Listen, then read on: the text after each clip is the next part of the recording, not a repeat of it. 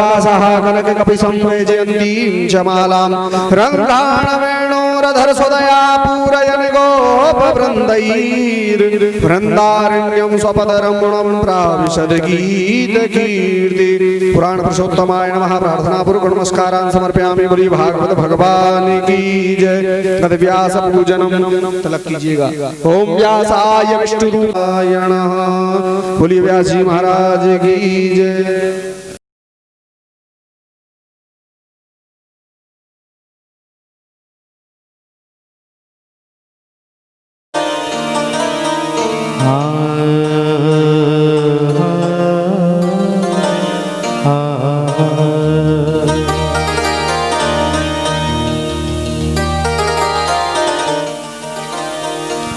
प्यारे सांवरिया की बांसुरी बजाए जा, बांसुरी बजा के मेरा चैन चुराए जा। प्यारे सांवरिया बांसुरी बजाए जा, प्यारे सांवरिया बांसुरी बजाए जा। प्यारे सांवरिया बांसुरी बजा के मेरा चैन चुराए जा।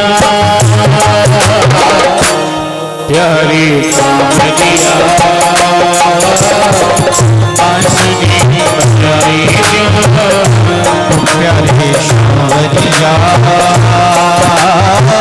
बांसुरी बजाए जा।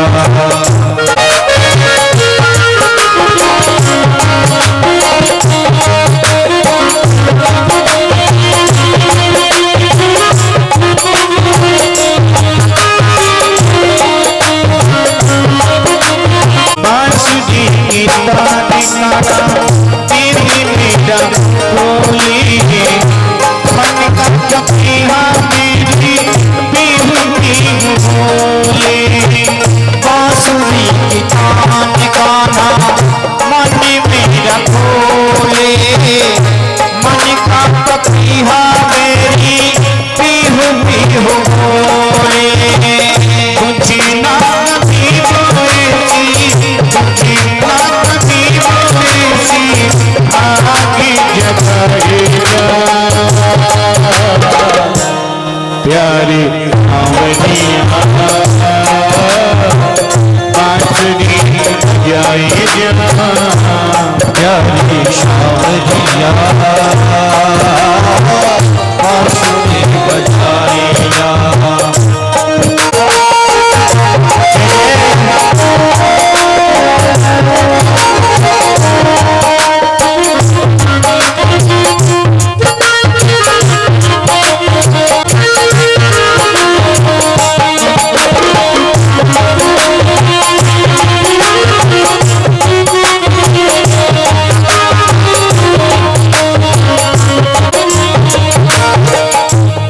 सभी हाथ के लिए खड़े हो जाए, हाथ भगवान के हाथ बोलने का है।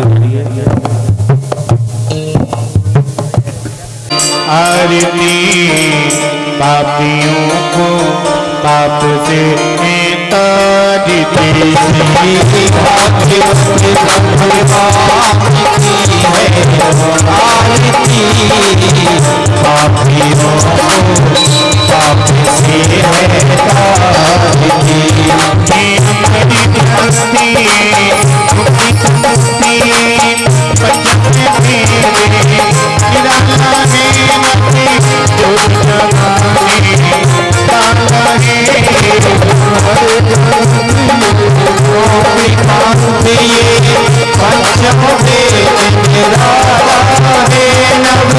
जो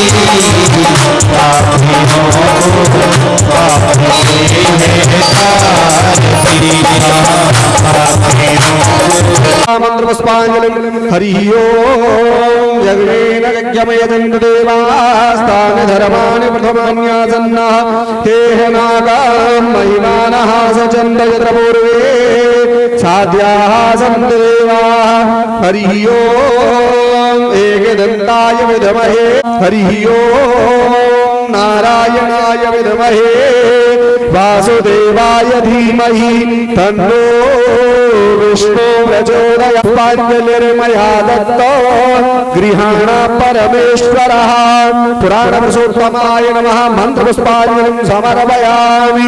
बोलिए भागवत भगवान की जय, भगवान की जय, श्री व्यास जी महाराज की, श्री सुखदेव जी महाराज की जय, हनुमंत लाल की जय, महारानी की सत्य सनातन धर्म की सदगुरुदेव भगवान की जय। जय श्री राम, जय श्री राम, जय श्री राधे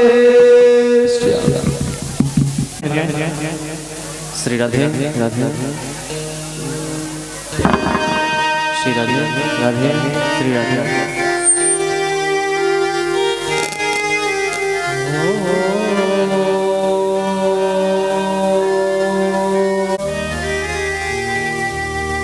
जय जय नवल किशोर, जय गोपी चित चोर प्रभु, जय जय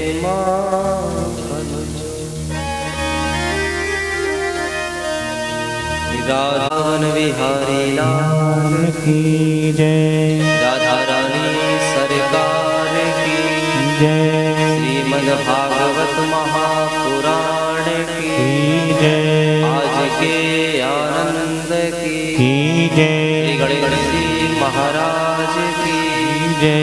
जय जय श्री राधे।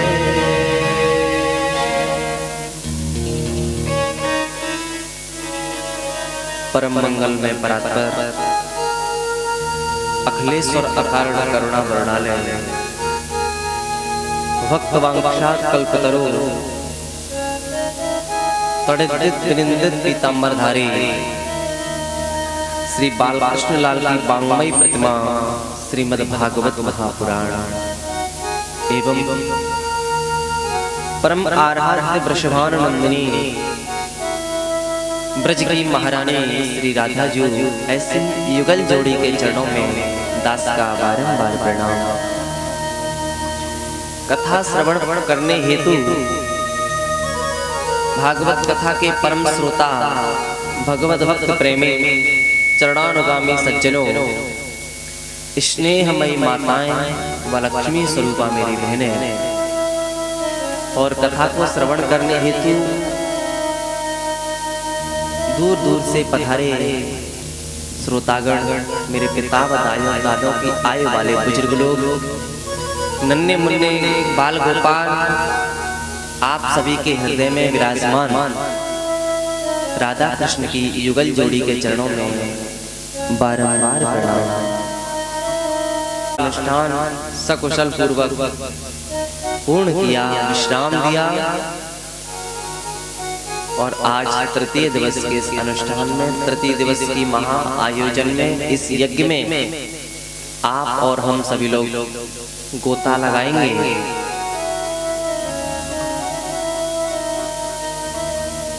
ऐसी ज्ञानमयी जो गंगा है, एक होती है जल रूपी गंगा और एक होती है ज्ञान रूपी गंगा। जल रूपी गंगा में आप और हम सब किराया लगा करके प्रयागराज तीर्थ की इस त्रिवेणी संगम में सब लोग गोता लगाया है। उससे हमारा शरीर तो पवित्र हो गया, लेकिन हमारे हृदय के अंदर जो द्वेष और भावना छुपी हुई है, इसको पवित्र करने के लिए कौन सी गंगा आवश्यक है? वो है श्रीमद् भागवत रूपी ज्ञान गंगा।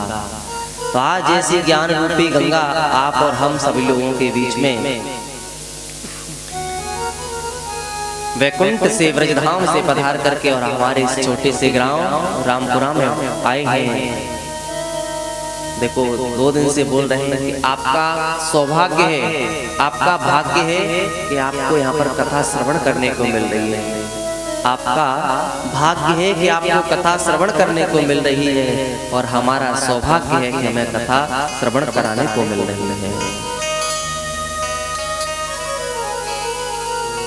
ऐसी ज्ञान रूपी गंगा में हम सब लोग प्रवेश करते हैं, लेकिन प्रवेश करने से पहले हमारे हृदय में जो संसार रूपी जो द्वेष छुपे रहते हैं, जो संसार के मटमैले जो कीचड़ रूपी जो अंधकार हमारे हृदय में आ जाते हैं, उस अंधकार को दूर करने के लिए एक छोटी सी रामबाण दवा है, उसका नाम है भगवान नाम संकीर्तन।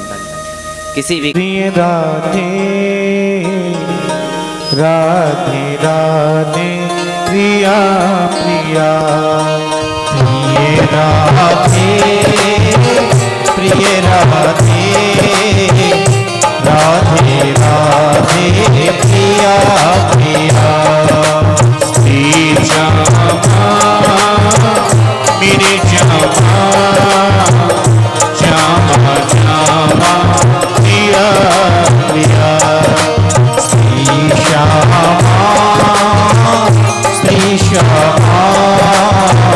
श्यामा श्यामा प्रिया प्रिया राधे राधे प्रिया प्रिया जय राधे राधे प्रिया प्रिया श्यामा श्यामा प्रिया प्रिया जय श्यामा श्यामा प्रिया प्रिया प्रिय राधे प्रिय राधे राधे राधे प्रिया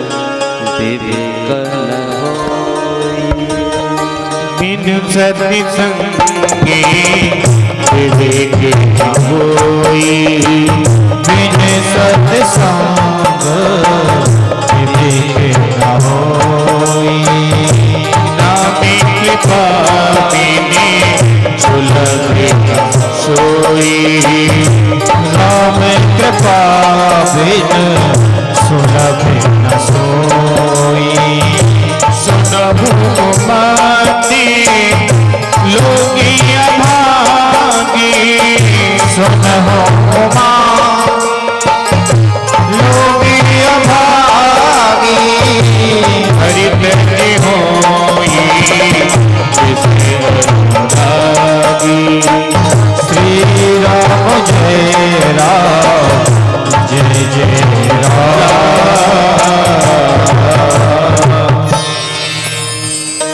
बिन सत्संग विवेक न होई, लेकिन राम कृपा बिनु सुलभ न सोई। संसार है, कलयुग है।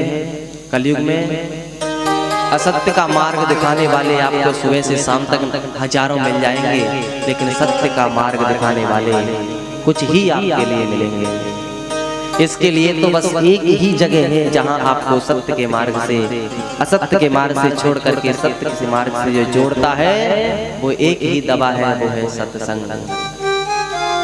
गोस्वामी जी ने तो रामचरितमानस में हर जगह पर लिखा है, कि सत्संग से बड़ा कोई रामबाण दवा नहीं है इस संसार में। क्यों? क्योंकि ये कलयुग है। कलयुग तो अधर्मी है, इसमें अधर्म करने वाले और अधर्म कराने वाले आपको बहुत मिल जाएंगे, लेकिन सत्कर्म करने वाले और सत्कर्म की ओर ले जाने वाले आपको बहुत कम मिलेंगे।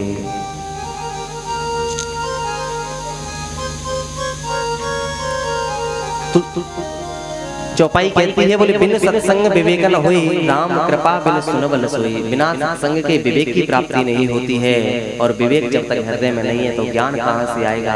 लेकिन इस सब को एकत्रित करने के लिए शुरू के दिन से बताते आ रहे हैं, एक सदगुरुदेव की आवश्यकता परम रहती है। वो गुरु ही होता है जो हमें मार्ग की ओर ले जाता है। याद रखना, गुरु एक ऐसी चीज रहती है, गुरु एक ऐसी चीज है, संत एक ऐसी चीज है कि संत कृपा से पहले संत कृपा एक ऐसी है कि हमारे जीवन को इतना अच्छे से बदल देती है, जीवन को इतने अच्छे से बदल देती है। आप तो खैर बहुत अच्छे हैं, लेकिन जिसने जीवन भर जो परमात्मा के नाम से चिढ़ता है, संत उसको उसके जीवन को भी बदल देते हैं। एक बार की बात है, कुछ संत हमारे अयोध्या से आ रहे थे, वृंदावन की संतों ने एक धर्मशाला ली थी। धर्मशाला में एक रूम लिया, रात्रि में व्यतीत किए। अब संतों की जो दिनचर्या रहती है वो बड़ी विचित्र रहती है। संतों का तो भाई काम है सुबह सुबह 4 बजे स्नान करके और राम जी का नाम लेना, उनके लिए तो यही सबसे बड़ा काम है। राम जी का ही धन है उनके पास, और तो कुछ है ही नहीं। और जिस रूम में वो संत लोग ठहरे हुए थे, उस रूम के बाजू वाले रूम में एक नास्तिक व्यक्ति ठहरा हुआ था, जो परमात्मा के नाम से बड़ा चिढ़ता था। उसने परमात्मा का नाम कभी नहीं लेता था अपनी जिह्वा से। और जैसे ही रात्रि हुई, संत लोग रुके, सुबह प्रातः काल 4 बजे स्नान किए, और 4 बजे से कुछ संतों ने झांझ मजीरे बजाए, किसी ने कुछ बजाया, ढोलक हारमोनियम लेकर सबने कर दी, बोले सीताराम सीताराम, राधे श्याम राधे श्याम। लेकिन याद रखना, कुछ लोगों को 4 बजे से नींद ही नहीं आती है, और कुछ लोगों को 4 बजे से ही नींद आती है, पूरी रात पड़े ही रहते हैं, पूरी रात पड़े ही रहते हैं, उनको नींद ही नहीं आती है। और कुछ लोगों को 4 बजे से ही अच्छी नींद आती है। और जैसे ही उन्होंने झांझ मजीरा बजाया तो उसकी नींद खराब हुई, उठ करके आया, दरवाजा खुलवाया, बोले गेट खोलो। संतों ने कहा कौन? संतों ने सोचा कोई भजन करने वाला आ गया है, तो इसको भी बैठा दिया। और उसने आकर के कहा, बोले बंद करो ये सीताराम, तुम्हारी सीताराम ने कर दी मेरी नींद हराम। बोले कि सुबह सुबह क्या लगा रखा है तुमने ये सीताराम, कौन है ये सीताराम? संतों ने कहा, अरे पागल, परमात्मा के प्रति ऐसा बोलता है? परमात्मा है, हम सबका पालन करता है, पोषण करता है, हमें भोजन देता है। और चेटीला व्यक्ति था वो नास्तिक, उसने कहा हमें भोजन देता है? बोले हाँ, हम सबको परमात्मा ही तो भोजन कराता है। अब वो नास्तिक व्यक्ति था, उसने कहा क्या कोई भोजन नहीं खाएगा तो क्या परमात्मा तुम्हारा जबरदस्ती खिलाएगा? अब संतों के विमुख से निकल गया, बोले जब परमात्मा को भोजन खिलाना होता है ना, तो मार मार के खिलाता है। और नास्तिक व्यक्ति चेटीला था, उसने कहा मैं 24 घंटे आपके भगवान का इंतजार करता हूँ, अगर मुझे भोजन नहीं कराया तो फिर तुम्हारी खैर नहीं, और अगर मुझे भोजन करा दिया तो मैं भी ये सब अपने कार्य को छोड़ दूंगा और आपके साथ में चल दूंगा, और अगर भोजन नहीं कराया तो तुमको अपने साथ ले चलूंगा। अब गया वो जंगल में, और एक ऐसे जंगल में पहुंचा, घनघोर जंगल में, तो एक बट वृक्ष के ऊपर बैठ गए। बोले यहाँ तो भगवान का बाप तक नहीं देख सकता है मुझे। पहुंचा, वृक्ष पे बैठ गया, और चारों साइड से पत्तों से, झाड़ियों से अपने आप को ढक लिया। अब इधर में बेचारे संत परमात्मा संत भगवान का भजन करते हैं, प्रभु आज हमारी लज्जा रख लेना, नहीं तो हम सारे संत आज भजन करने लायक नहीं छोड़ेगा। नास्तिक व्यक्ति है। 1 घंटे व्यतीत हुए, 2 घंटे हुए, 5 घंटे हो गए, 10 घंटे हुए।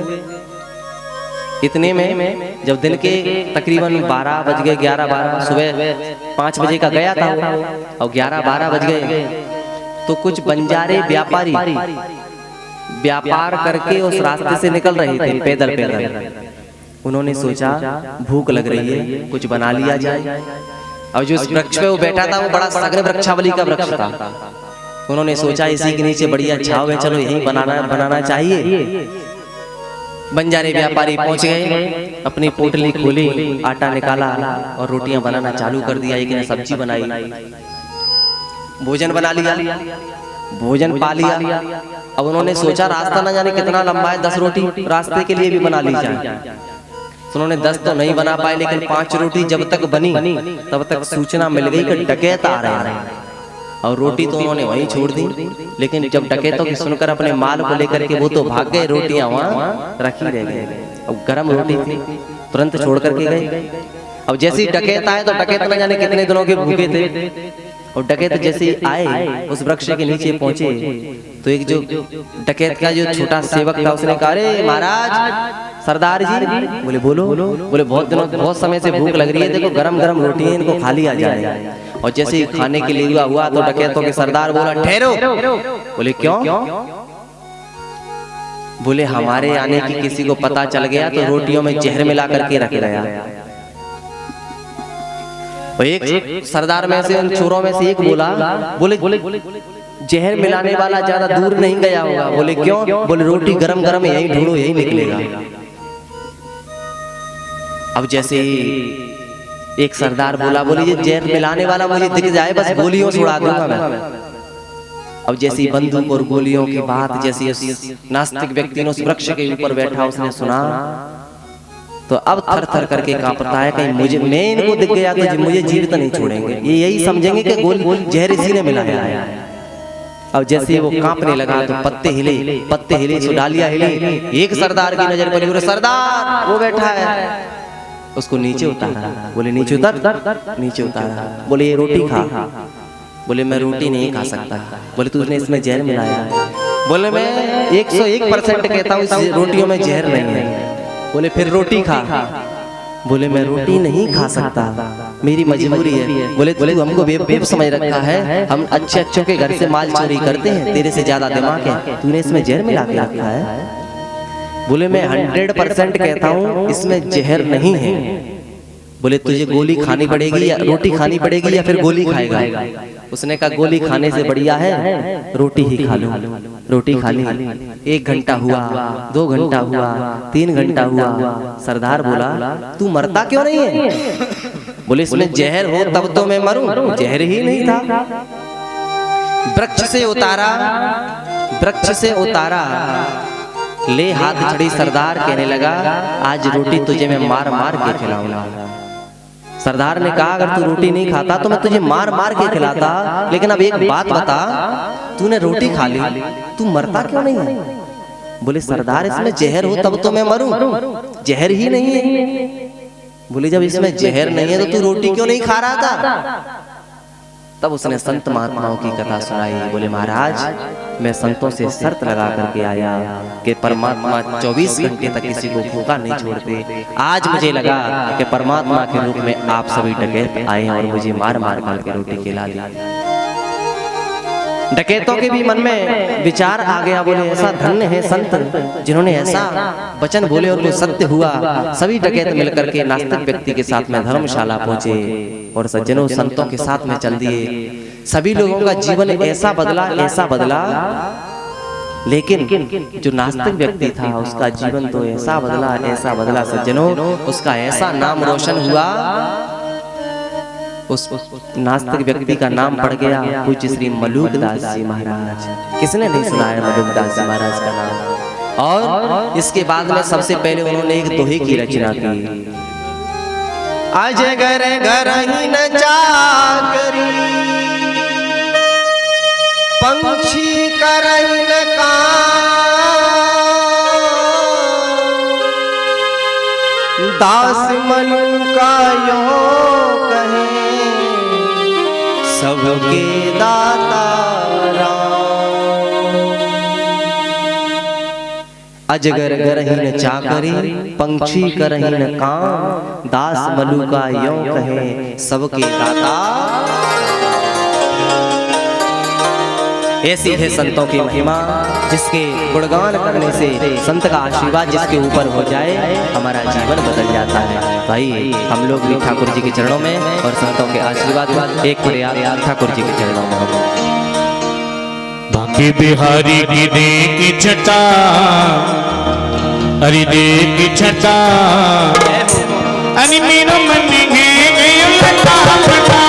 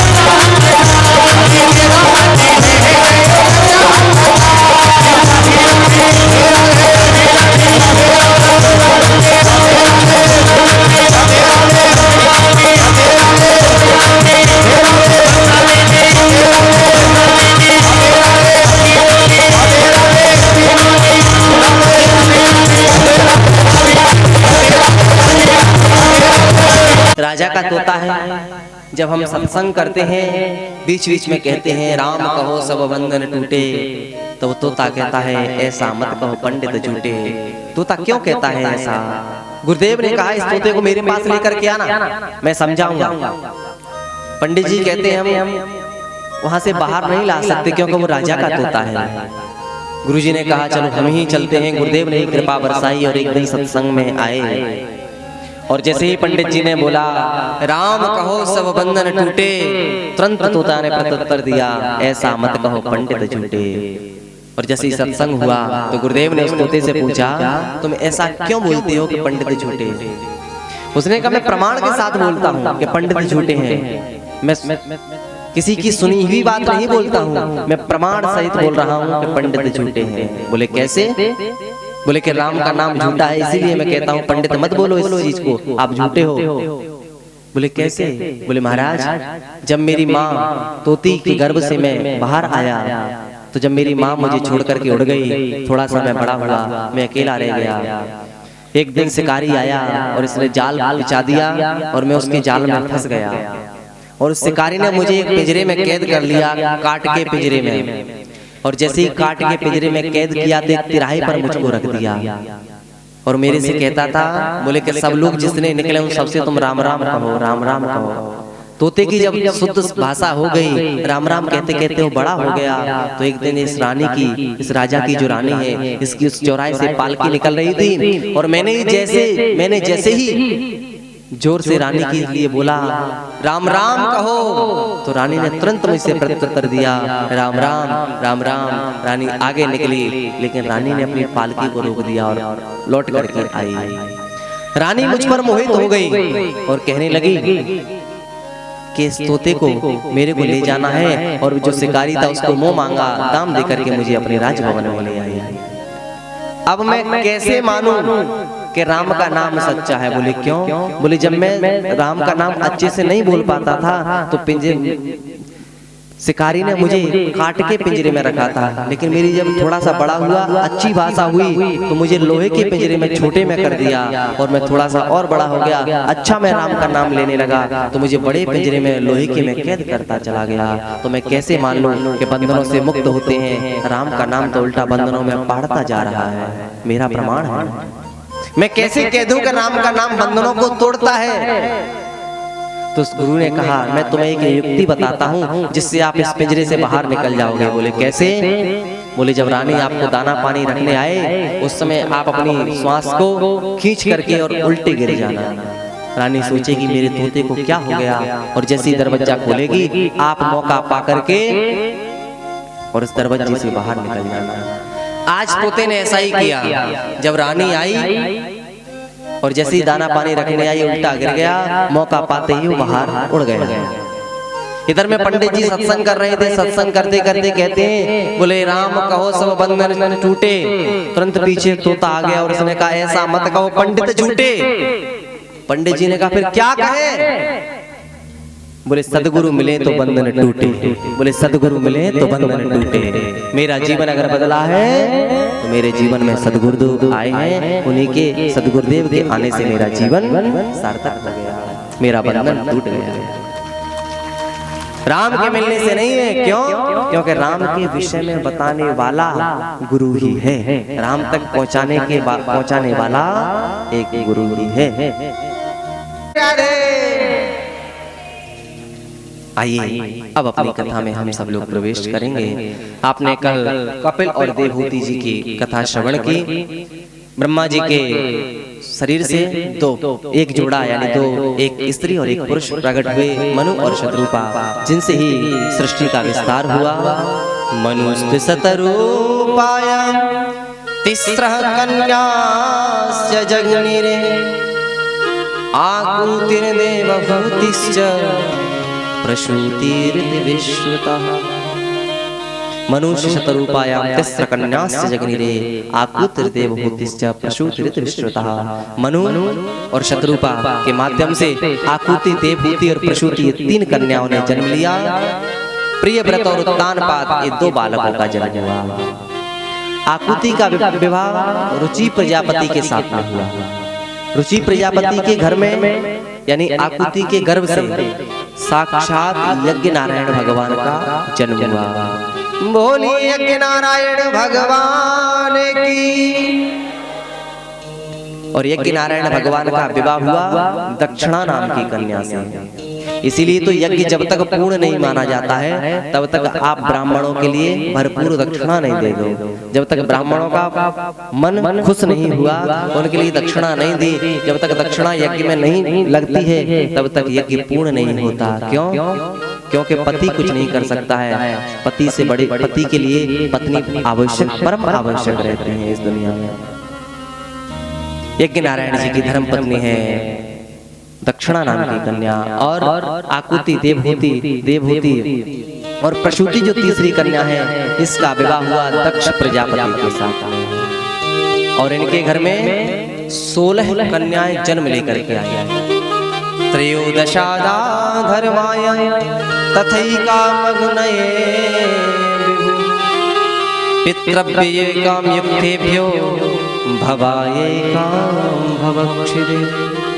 त्रयोदशादा धर्माय तथैका मग्नये विभु, यानी 16 कन्या जन्म लेकर के आई, जिसमें से 13 का विवाह धर्म के साथ में हुआ और एक का विवाह पितरों के साथ में, एक का विवाह अग्नि के देव के साथ में, और जो सबसे छोटी कन्या है सती, उसका विवाह भगवान शंकर के साथ में हुआ। जब ये विवाह पूर्ण हुए तो मैत्रेय जी महाराज इस कथा को 4 जगह श्रवण हो रही है। ये कथा एक नैमिषारण्य क्षेत्र में सौनकादि 88,000 ऋषियों को सूत जी महाराज श्रवण करा रहे हैं। एक यमुना के गंगा जी के किनारे पर परीक्षित जी के लिए सुखदेव जी श्रवण करा रहे हैं, और मैत्रेय जी विदुर जी के लिए श्रवण करा रहे हैं। और इसी कथा को 4 जगह रामपुरा में आप श्रवण कर रहे हो। मैत्रेय जी कहते हैं, हे विदुर जी, अल्प आयु में ही सती को अपने देह का त्याग करना पड़ा और भगवान शंकर से द्रोह हो गया दक्ष का। विदुर जी कहते हैं, बोले महाराज, मैंने सुना है कि भगवान शंकर तो भोले हैं, भोले भाले हैं, फिर उनसे द्वेष कैसे हो गया?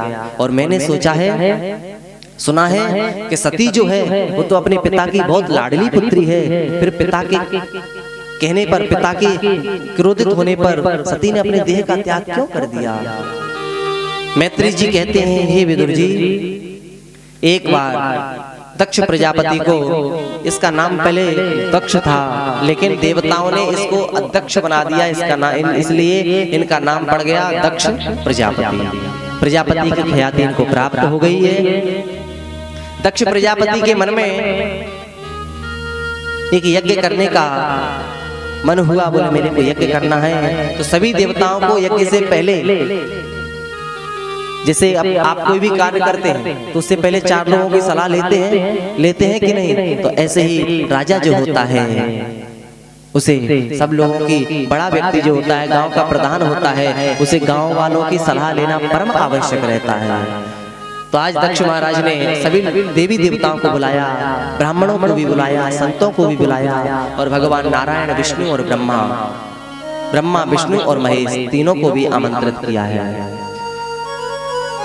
उस सभा के अध्यक्ष थे दक्ष प्रजापति जी। अब भाई जो अध्यक्ष रहता है वो सबसे बाद में आता है, सब लोग आ गए थे। और जैसे दक्ष प्रजापति उस सभा में आए तो सभी देवतागणों ने खड़े होकर उनका स्वागत किया, सभी ब्राह्मणों ने स्वागत किया, संतों ने किया, लेकिन ब्रह्मा जी खड़े नहीं हुए, भगवान विष्णु खड़े नहीं हुए और भगवान शंकर खड़े नहीं हुए। भगवान ब्रह्मा जी इसलिए नहीं खड़े हुए क्योंकि ब्रह्मा जी के पुत्र हैं दक्ष प्रजापति माने जाते हैं। और तो दक्ष ने सोचा, बोले कि अगर पितामह ब्रह्मा खड़े नहीं हुए तो चलता है, मैं उनका बालक हूं, बेटे को देख करके पिता खड़ा ना हो तो कोई बड़ी बात नहीं है। और भगवान नारायण खड़े नहीं हुए तो चलता है, क्यों? क्योंकि मेरे पिता हैं ब्रह्मा और ब्रह्मा जी सम्मान करते हैं नारायण भगवान का, तो मेरे पिताजी से भी बड़े हैं नारायण जी। लेकिन ये जो शंकर है ये तो मेरा दामाद है, इसको तो मैंने अपनी पुत्री का विवाह किया है, फिर ये खड़ा क्यों नहीं हुआ? और जैसे ही अपने सिंहासन पर पहुंचे, खड़े होकर के अट्टहास करके कहने लगे, अरे सुनो, आपके बीच में जो अघोरी खड़ा है, ये जो जिसके पास पहनने के लिए वस्त्र नहीं है, मेरे पिता ब्रह्मा के कहने पर अपनी पुत्री का विवाह इसके साथ कर दिया। ये मेरी पुत्री के लायक नहीं है। अरे इसको सम्मान करना तक नहीं आता है। इसके ससुर साहब इसके सामने से निकल के खड़ा नहीं हुआ। अनेक बोलने लगा, लेकिन भगवान शंकर एक सीलवान है, कुछ न बोले, शांत बैठे रहे। लेकिन आप याद रखना, आप किसी से कुछ बोलो, अरे किसी से क्यों, सास अपनी बहू से ही कुछ बोले। अगर बहू कछु नहीं बोले, बिल्कुल शांतिपूर्वक बैठी रहे, तो सास को और गुस्सा आता है और क्रोध होता है। क्योंकि अगर प्रत्युत्तर मिले तब तो ठीक है, और कुछ उत्तर नहीं मिलता है तो स्वयं को फिर और गुस्सा आता है। अब जैसे ही कुछ नहीं बोले तो अब और भी ज्यादा बोलने लगा दक्ष। लेकिन जैसे ही ज्यादा बोलने लगा तो भगवान शंकर तो कुछ नहीं बोले, लेकिन भगवान शंकर के जो गण थे उनसे रहा नहीं गया और कहा, हे दक्ष, तू बहुत देर से मैं कर रहा है, जा, मैं तुझे श्राप देता हूँ कि शीघ्र ही तेरा मुख बकरे का हो जाएगा। जैसे ही श्राप दिया तो भृगु और वशिष्ठ जो संत थे उनसे नहीं रहा गया, तुरंत खड़े हो गए और नंदीश्वर गणाध से कहा, अरे नंदीश्वर, दो लोग अगर बात कर रहे हो तो तीसरे को बीच में नहीं उठना चाहिए। आपने श्राप देकर के अच्छा नहीं किया, मैं आपको श्राप देता हूँ, आज से शंकर जी के सारे गण पाखंडी हो जाएंगे। नंदीश्वर आज आध गण खड़े हो गए, बोले मैं आपको श्राप देता हूँ कि आज से सारे संत दर दर की ठोकर खाने वाले हो जाएंगे। जैसे ही भगवान शंकर ने देखा कि यहाँ स्वागत समारोह हो रहा है या श्राप समारोह हो रहा है, कुछ न बोले भगवान शंकर खड़े हो गए और कैलाश की यात्रा कर दी। पीछे पीछे सारे गण भागते आ गए। अब जैसे ही पूरी सभा पूरी हुई, कुछ दिनों बाद जैसे ही यज्ञ की तैयारियां चलने लगी, 10 दिशाओं में निमंत्रण पत्रिका भेजी गई। अब याद रखना, एक यहाँ पर बात है, अगर आपको पता चल जाए कि आपके पड़ोसी के घर में निमंत्रण नहीं आया है उनके घर से, तो आप उसके घर जरूर जाओगे। उससे कहोगे, क्यों भाई, चलो वहाँ चलना है, तो भोजन करने के लिए चलोगे नहीं? अब वो ये तो नहीं कह सकता कि मुझे निमंत्रण नहीं दिया है, वो यही कहेगा मैं आप चलो, मैं बाद में आऊंगा। क्यों? क्योंकि आजकल के हंसी उड़ाने वाले, उसको पता है कि इसको नहीं बुलाया गया है, लेकिन फिर भी उसी के घर जरूर जाएगा, दरवाजे से ही निकलेगा। और कुछ नहीं होगी तो पड़ोसी से बोले, क्यों आज वहाँ खाना है, चल चल चल चल। यही आज माता पार्वती के साथ में हो गया। भगवान शंकर तो अपने ध्यान में मग्न थे, लेकिन माता पार्वती, माता सती ऊपर कैलाश पर बैठी हुई थी। जैसे ही माता सती बैठी थी तो ऊपर से विमान निकल रहे थे। सारे विमान कैलाश के ऊपर से ही जा रहे थे। एक भी विमान, भाई बस का धर्म संकट है कि बस कहाँ चलेगी, रोड पे ही चल सकती है। अब वो ऐसी जगह चलाओगे नहीं चलेगी। ट्रेन का धर्म संकट है, वो ट्रेन पटरी पे ही चल सकती है, रोड पे नहीं चल पाएगी। लेकिन भाई हवाई जहाज तो कहीं से भी उड़ सकता है, उसका कोई सिंगल थोड़ी ना मिल रहा है, वो तो कहीं से भी उड़ सकता है, हवा में उड़ रहा है। अब विमान जो थे वो कहीं से भी जा सकते थे, लेकिन जान के करके भी कैलाश के ऊपर से ही जा रहे थे। इंद्राणी का विमान जा रहा था। इंद्राणी ने कहा, क्यों चलोगी नहीं? बोले कहाँ? बोले आपके पिताश्री के यहाँ पर यज्ञ हो रहा है। अब वो ये नहीं कह सकती है, बोले मुझे पता ही नहीं है। वो ये कहेगी, अरे मैं आने में लेट हो गई, आप चलो मैं आ रही हूँ। दौड़ी दौड़ी भगवान शंकर के चरणों में गई, ये स्वामी मुझे तो पता ही नहीं था, आपके ससुर साहब के यहाँ पर यज्ञ हो रहा है। बोले हाँ यज्ञ हो रहा है। तो बोले हमको तो पहले चलना चाहिए। भगवान शंकर ने कहा, नहीं नहीं, बगैर बुलाए कहीं नहीं जाना चाहिए। माता पार्वती ने कहा, अरे महाराज, पिता पति और गुरु के घर में, पिता पति गुरु 3 लोगों के यहाँ पर बगैर बुलाए चले जाना चाहिए। लेकिन भगवान शंकर कहते हैं, बोले नहीं नहीं, मैं मानता हूँ कि पिता पति गुरु 3 लोगों के यहाँ पर बगैर बुलाया जाना चाहिए, लेकिन जहाँ जानबूझ करके ना बुलाया जाए वहाँ पर कदापि नहीं जाना चाहिए। चाहे वहाँ पर सोने की बरसात क्यों ना हो, कंचन की बरसात क्यों ना हो, लेकिन तुलसी तहाँ न जाइए जहाँ हमारा सम्मान नहीं होता है, जहाँ हमारा स्वागत सम्मान नहीं हो। अगर अनजाने में भूल हो जाती है तब तो ठीक है, लेकिन जान करके भूल हो जाना वहाँ कदापि नहीं जाना चाहिए। माता पार्वती ने कहा, ये आप कैसे कह सकती हो कि उन्होंने नहीं बुलाया? अनजान भी तो हो सकते हैं, उनको ध्यान नहीं रहा होगा, या पत्रिका भेजी होगी, रास्ता में रह गई होगी। तब भगवान शंकर ने पिछली जो घटना घटी थी वो बताई थी। बोले हमारे साथ में ऐसा ऐसा इस यज्ञ की सभा जो थी उसमें ये घटना घटी है। आज माता पार्वती तो पिता का प्यार है, सबसे छोटी पुत्री थी तो प्रेम ज्यादा था। कह दिया, बोले स्वामी अगर आप नहीं जाओगे तो मेरा जाना तो जरूरी है। मैं अपनी बहनों से बहुत दिनों से नहीं मिली हूँ, मैंने माता पिता के दर्शन नहीं किए, मुझे जाना जरूरी है। संग भगवान शंकर ने कहा तुम पिता के घर ना जाओ, अगर आप जाओगी मैं जानता हूँ आप मेरे अपमान को सह नहीं सकती हैं, आप जाओगी तो अच्छा नहीं होगा आपके साथ। लेकिन अब बड़े धर्म संकट में पड़ गई माता सती, कभी बाहर जाती हैं कभी वापस आती हैं। भगवान शंकर ने कहा क्या करना चाहिए, अंत में निर्णय ले ही लिया। बोले कि सती जी ने निर्णय ले लिया, बोले अब मेरे को जाना है। और सज्जनों कैसा सुंदर भाव जाती हैं, पिता भवन जब गई भवानी, दक्ष त्रास काहु न शनवानी। सादर भले मिली एक माता, भगनी मिली बहुत मुश्किल। जब माता सती पिता के भवन में गई तो बोले पिता भवन जब गई भवानी। जैसे ही भवानी पिताजी के घर पे पहुंची तो क्या देखा कि सामने से बहनें आ रही थी, आपस में सभी बात कर रही थी और पार्वती को देख करके बहुत जोर से हंसने लगी। और हंस करके जैसे ही बाजू में आई कह रहे क्यों तुम्हारे पतिदेव नहीं आए। एक बहन बोलती है अच्छा कार्ड नहीं भेजा होगा इसलिए।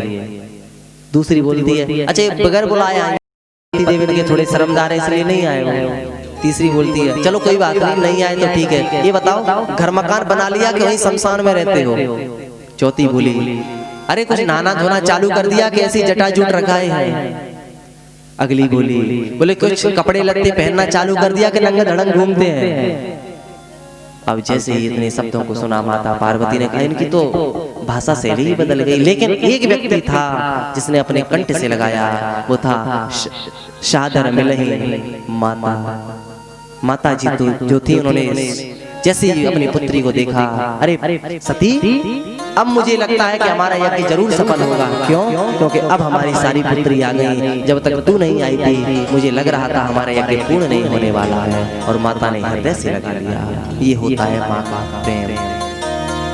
बेटा चाहे कैसा भी निकृष्ट हो लेकिन माता का प्रेम माता का ही प्रेम है। जैसे ये पिताजी सामने से आ रहे थे तो सती ने देखा, बोले पिताजी आ रहे हैं। सती ने देख लिया और जैसे ही पिताजी ने सती को देखा तो अनदेखा करके रास्ता मोड़ दिए।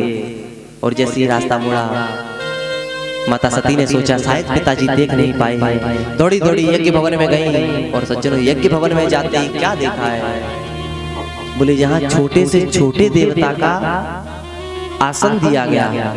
छोटे से छोटे देवता से लेकर के बड़े देवता तक सबका आसन है, लेकिन भगवान शंकर का कोई आसन नहीं है।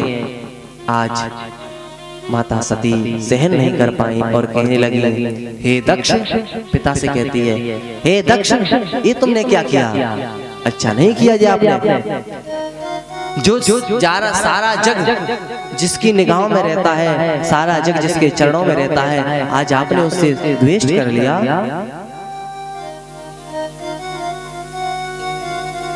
जो करुणा का भंडार है, जिसकी शरण में सारा जग जिनके चरणों में रहता है, आपने आज उसे द्वेष कर लिया। आज उस रुद्र को ही आपने जगह नहीं दी। यज्ञ के ईशान कोण में ये रुद्र का आह्वान किया जाता है, आज आपने उस रुद्र से ही द्वेष कर लिया। ये तुमने अच्छा नहीं किया। और सज्जनों कहते ही माता सती ने देवाग्नि को आदेश दिया और देवाग्नि जैसे ही आई, सज्जनों माता सती यज्ञ में देवाग्नि के द्वारा अपने शरीर को जला करके और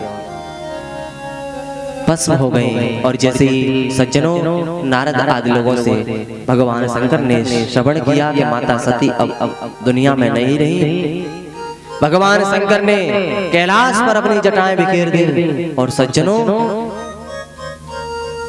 इतने तेज से भगवान शंकर को क्रोध आया, कैलाश पर जटाएं बिखेर दी। और सज्जनों एक जटा अपने सर से एक जटा निकाली, जैसे ही कैलाश पर छोड़िए एक वीरभद्र नाम का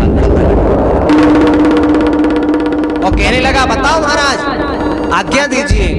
भगवान शंकर ने भी कह दिया जाओ दक्षम से यज्ञम जही, दक्ष के साथ यज्ञ को ही नष्ट कर दो। एक चीज को नष्ट नहीं करना, बोले दक्षम से यज्ञम जही, दक्ष को भी नष्ट कर दो।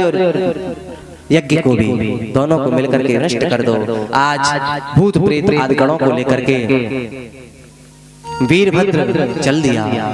और सज्जनों, जब भूत प्रेत आते हैं जिस दिशा से आ रहे थे,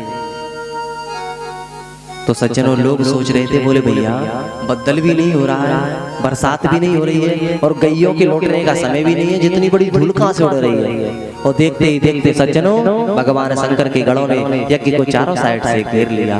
वीरभद्र अंदर गया, और जैसे ही वीरभद्र अंदर गया, पीछे से नंदीश्वर आदि गण पहुंच गए।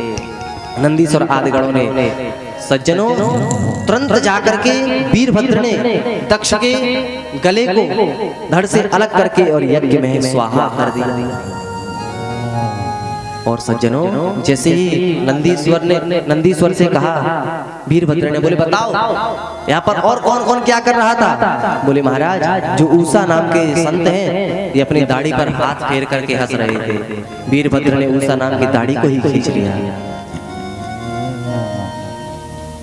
आदि संत ने एक संत के पूरे दांत ही बाहर निकाल दिए। बोले क्या? बोले महाराज ये अपने 32 दिखा करके हंस रहे थे, तो एक ही मुक्के में सारे 32 बाहर आ गए।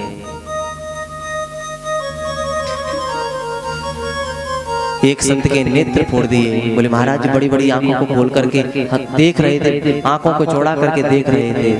वीरभद्र ने दोनों आंखों को ही फोड़ दिया। जो भगवान शंकर के गण थे, वो जो यज्ञ में रायता बना था, उसी में डूब डूब कर, उसी में कूद कूद करके और हर हर महादेव करके नहाने लगे। यज्ञ की जो प्रधान कुंड था, उसमें लघु शंका कर दी, आज यज्ञ को नष्ट कर दिया।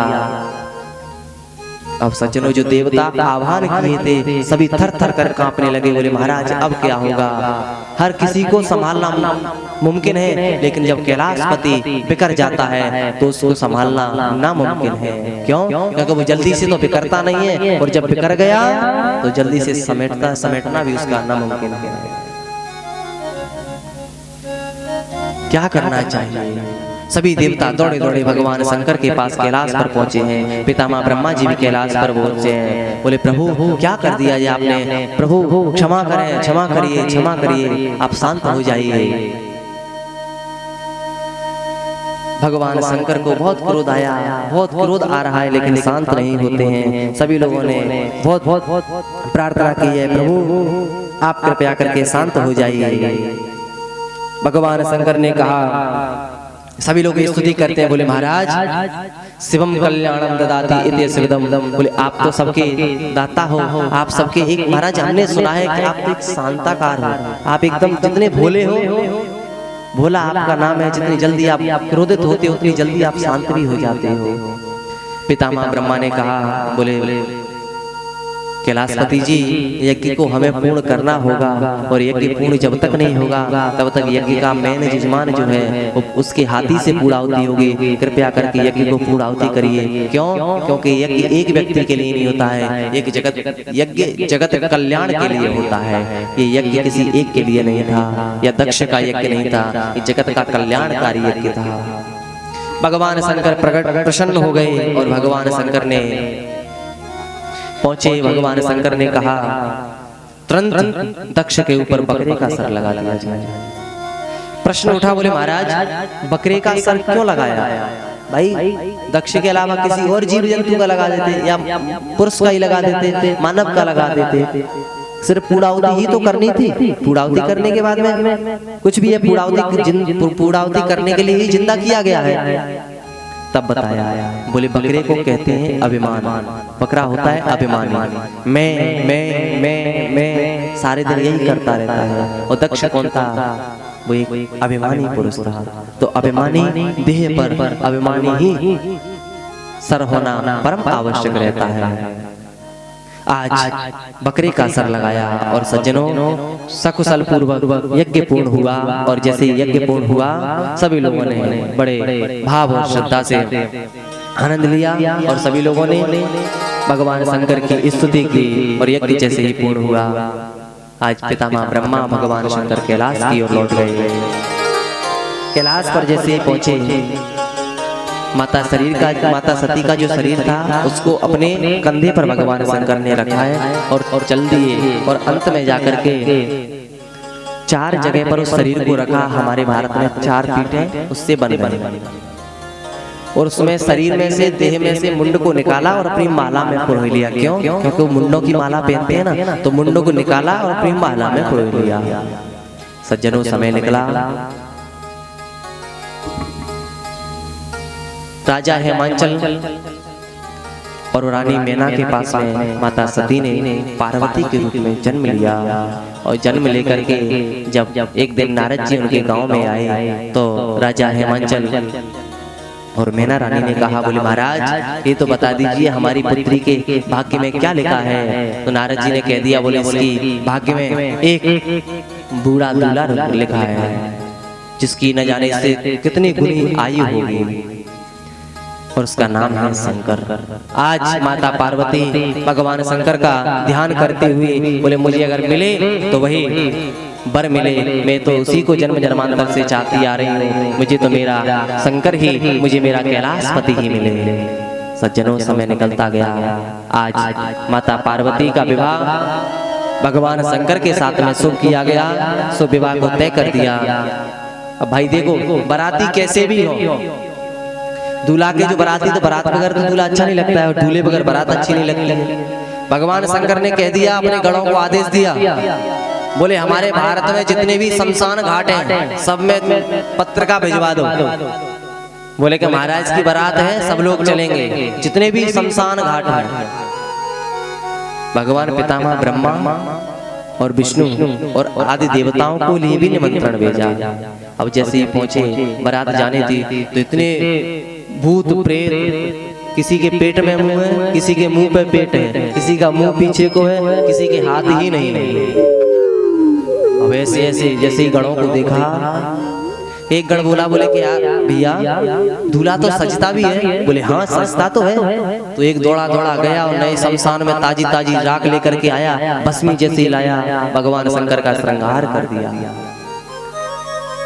एक कहता है, बोले भैया कुंडल और मुकुट भी तो चाहिए। तो एक इतना बड़ा सर्प निकाल करके मस्तक पे लगा दिया और सज्जनों हाथों में बिच्छू लगा, कानों में बिच्छू लगा दिए, छोटे छोटे सर्पों से आज श्रृंगार कर दिया।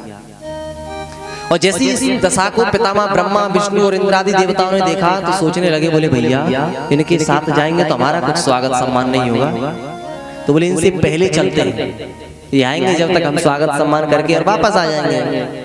और आगे आगे जा रहे हैं और पीछे से बारात है, ये लोग थोड़े आगे जा रहे हैं। और जैसे ही गांव में पहुंचे तो देखने वालों ने कहा, दूल्हा आप ही हैं? बोले नहीं नहीं, हम तो बाराती हैं, दूल्हा पीछे आ रहा है। तो सब लोगों ने कहा, बोले जिसके बाराती इतने सुंदर है तो दूल्हा कितना सुंदर होगा। बोले जिन बारातियों को पीछे देखेंगे, पहले दूल्हा देखने चलो। ये लो, अब वो सोचने आए थे, बोले पहले हमारा स्वागत सम्मान होगा, लेकिन वो चल दिए पीछे। सज्जनों, इतनी बड़ी लाइन लगी थी, आगे जाकर के भगवान शंकर का जैसे ही सभी लोगों ने शुभ विवाह हुआ। भगवान शंकर से कहा गया, प्रभु अपने रूप को धारण करो। भगवान शंकर माता पार्वती के से भी युवावस्था में आए और शुभ विवाह हुआ। और माता पार्वती ने जन्म जन्मांतर के होने वाले उस पति को अपना फिर से वर्ण किया और जन्म जन्मांतर के लिए कैलाशपति की पत्नी बन गई। और सज्जनों, आगे कथा हुई, शुभ विवाह हुआ। तो आइए, शुभ विवाह तो हो गया, लेकिन एक जयकारा तो कम से कम लगा ले। बोल शंकर भगवान की।